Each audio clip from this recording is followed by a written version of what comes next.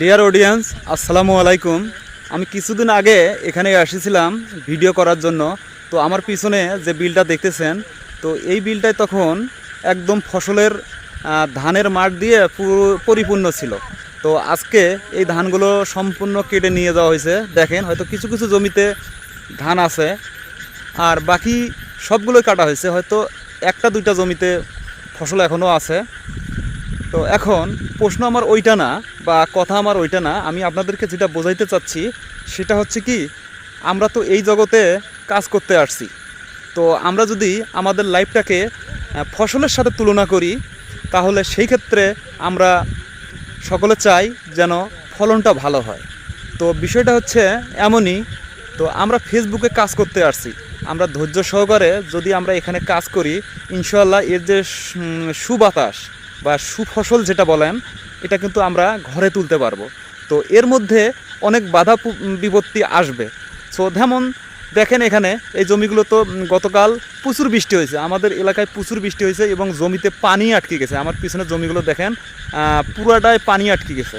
তো এখন এই পানিটা, এটা একটা ধরতে পারেন আপনারা, এটা একটা প্রতিবন্ধকতা। তো কেমন, এখন পানিতে যদি এই ধানগুলো তলে যায় বা তলিয়ে যায়, সেক্ষেত্রে কিন্তু কৃষকদের অনেক কষ্ট হবে। সো আসলে আপনি যে কাজটাই করতে যান না কেন, প্রতিটা কাজেই প্রতিবন্ধকতার সম্মুখীন হবেন। সেই বলে যে আপনি কাজ থেমে রাখবেন, এটা কোনো মানে হয় না। তো ওই দিকে চিন্তা ভাবনা না করে আপনি আপনার লক্ষ্যটা ঠিক রাখেন। আপনি ভাববেন যে আপনাকে এখান থেকে সফল হতে হবে এবং আপনাকে এখান থেকে ইনকাম করতে হবে। যদি আপনার লক্ষ্য সঠিক থাকে, তাহলে আপনি এখান থেকে সাকসেস হতে পারবেন। দেখেন, ওই দেখেন আমার পিছনে দেখেন, একদম পানি দিয়ে ভরে গেছে, সম্পূর্ণ হচ্ছে বৃষ্টির পানি। তো এখন এই বৃষ্টিতে যদি ফসলগুলো তলে যেত, তাহলে হয়তো ওই ধানগুলো আর কাটতে পারতো না। তো এটাই হচ্ছে প্রতিবন্ধকতা।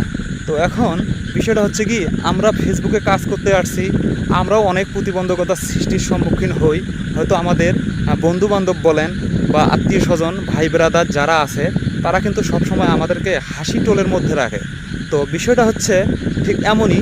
তো আপনি যদি তাদের কথা শুনে আপনি এখান থেকে কাজ করা ছেড়ে দেন, তাহলে আপনি ওই ফসলটা ঘরে তুলতে পারলেন না। এখানের যে এই প্ল্যাটফর্মের যে একটা এই প্ল্যাটফর্মের যে একটা মধু আছে, এই মধুটা আপনি সংগ্রহ করতে পারলেন না। সো আপনি কখনো হতাশ হবেন না। আপনি আপনার গন্তব্য ঠিক রেখে আপনি কাজ করে যান।